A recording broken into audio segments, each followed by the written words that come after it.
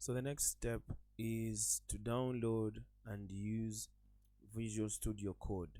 It's also a different IDE because we are going to be using different AI tools. I like using anti-gravity and also Visual Studio Code.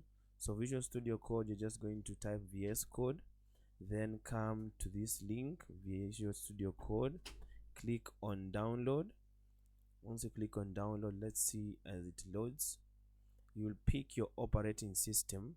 So we have Windows 11, we have Windows 10, we have the Debian distribution, we have Mac OS.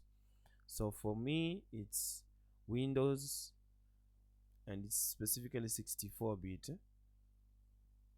So I know it's going to choose for me, so I'm just going to click on Windows, click here. Once I click here, it says thanks for downloading VS Code, and then it's going to start. So as you can see, it's around 110 MBs. I already have it installed on my machine, so I'm not going to go through that process. So let me just show you how VS Code also looks like for those who have never seen VS Code. So this is a very simple class. It's anybody who wants to learn how to vibe code can actually follow.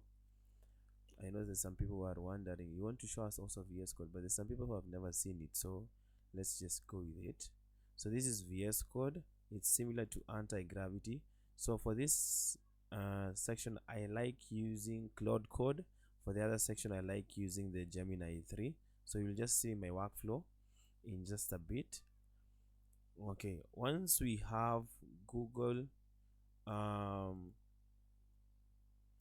Google once we have the VS Code app, we are now going to go to the next lesson, whereby we are going to do, I believe, the last installation, which is of Cloud Code. Once we have Cloud Code app,